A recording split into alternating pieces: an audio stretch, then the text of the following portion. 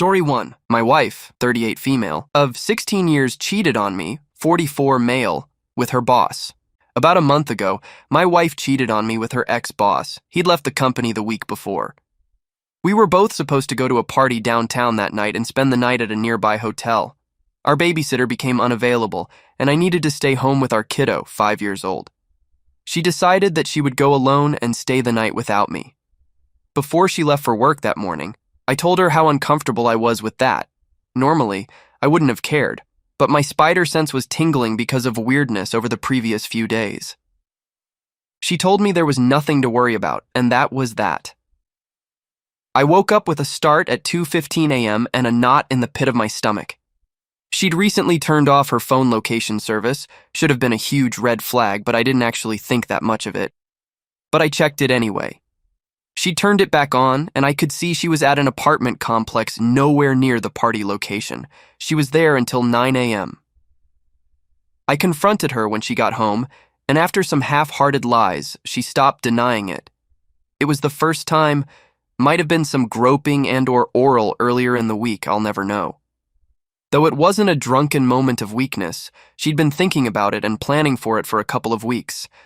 She knew what she was doing and obviously didn't care what it did to the family. Our marriage has had its ups and downs, and I've not always been the greatest husband. I've never been unfaithful, though, and I love her dearly. Whatever issues we had, I think we could have worked through. From what I can piece together, I think she was looking for a quick escape from a husband and child that she felt were stifling her. It was a chance to have a different, more exciting life. Turns out that her ex-boss was really just looking for a little something on the side. He put her into a cab still in her evening gown and made her make the 9 a.m. walk of shame back at her hotel by herself. Oops. After she finally admitted the infidelity to me, she told me that it had been a mistake and she wanted to stay with me. There's a chance that her ex-boss would try to hire her at the new company he works for. She's really damn good at her job, and I suspect his motivations would be more that she would help make him look good rather than sexual. She's really not his type. I told her that there was no way that could happen. She couldn't be with me and work for the man she'd broken her vows with. I told her that she needed to call her ex-boss and tell him that they could never speak again, and I needed to hear her say the words to him. She resisted this fairly strongly. The new job, if it were to materialize, would be an important career boost for her. Turning it down would be a big sacrifice, so I understood some of the hesitation. She asked me for a day or two to think it through. She went over to her mother's house for a couple of hours, and when she came back, told me that she'd decided to make the call and give up the career opportunity. What she didn't know was that because I get the phone bills, I have access to her call records. I could see that she'd talked to her boss for an hour while she was going to her mother's. I didn't mention that I knew this and had her call her boss. She told him that it had been a huge mistake and that they needed to cut off all communications. He said that he understood and would honor her wishes. Pretty much exactly what I wanted to hear. Later, I asked her if she talked to her boss any, since he put her in a cab back to her hotel. She said that she hadn't. I pressed her on this and she said, "If you want the truth, I sent him a text just to see how he was recovering from the party." I told her that I knew that this was a lie, and I knew she'd talked to him before coming home from her mother's. I pressed her on what the hour-long call was about. She told me it was to talk about what she was going to call him about later with me, the breakup call.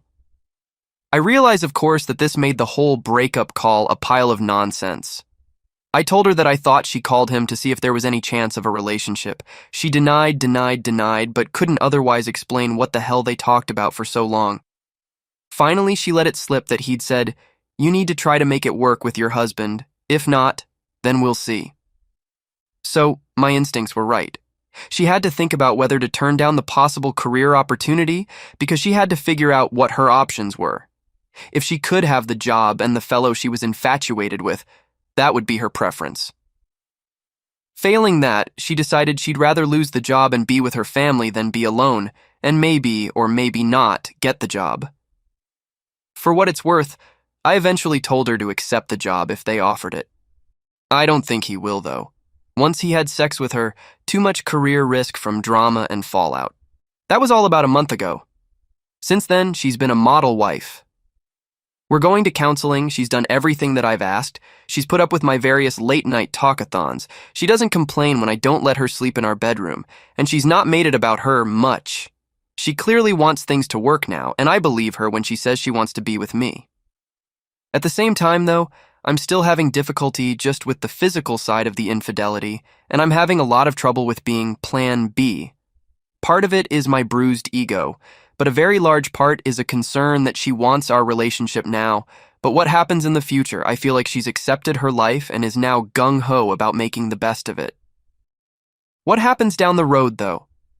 So, the question in front of me now is what to do. For the last month, I've been bouncing all over between just digging in and fixing things to thinking about asking her to leave. For what it's worth, if she leaves, the kiddo almost certainly stays with me. My work gives me the time and ability to be a stay-at-home dad, which is a role I enjoy. My inclination as a father is that I probably have to stay and try to make it work. Kids do best with a mommy and daddy who love and respect each other. If there's still even a remote chance of that happening for the long term, I don't think I can deny my son that chance. I'm hoping but not convinced that time will dull some of the raw emotion. Story 2. My boyfriend, 19 male, wants to leave me, 18 female, because I wasn't happy enough about the baby that he didn't want to have. I recently found out I was pregnant. It wasn't planned. I'm only 18 and I was terrified. I'm not ready to be a mom. I really would love to be in the future, but not now. I told my boyfriend and he was in favor of getting an abortion. He said he wasn't ready. I agreed with him, but was so scared I wanted to talk about all our options, but any time I would mention adoption or keeping it, he didn't want to hear it. He even said if I kept it, he would try to be in the child's life, but he could not be with me because he would never look at me the same if I decided to inconvenience him by keeping it. He later took that back. This has been the most traumatic experience of my life. I went to the doctor, and they took my HCG level. They said it wasn't high enough, and it looked like the pregnancy wasn't viable and the baby wasn't healthy. This crushed me. Because even though I didn't think I could be a mom just yet, the fact that my baby wasn't healthy and probably wasn't going to make it hurt me. I cried and cried to my boyfriend. He's not the best at comforting me. He usually just sits in silence until he figures out something to say. I understand that he's doing his best. I was crying to him because I was afraid I wouldn't be able to have children later in life. I asked him, "Do you think I'll be able to have babies later?" He said, "I hope so."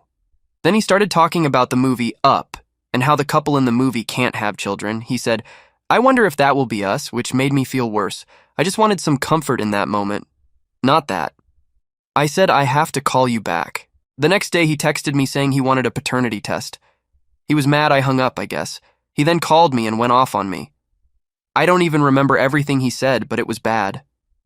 He told me that the baby wasn't the mistake that I was, and he said, "Fuck you and the baby." He said that I have had nothing good to say about the baby, which isn't true. He told me I'm a horrible person and that he doesn't want to be with me. He said that he would never want me to be the mother of his child. He said he didn't care because the baby is going to die anyway, so fuck it. It was horrible. Later, he called and briefly said sorry, but then just started demanding I tell him when I was going to abort it. Even though I already told him, I don't know if the baby is going to survive, I might miscarry. He apologized later. Today I got my HGC levels back again, and it went down. It looks like my baby is going to die soon. He then told me that he doesn't want to be with me because I was not happy enough about the baby, and other girls would be grateful to have his baby. I said, "How can I be happy when I will have to get an abortion?" He said, "I could still be happy, it's his baby." He said I did nothing to comfort him, and he feels alone with me, he doesn't want to be with me. I'm so traumatized after this whole situation. How do I handle this? Hit subscribe, ring the bell, and if you enjoy, smash that like button.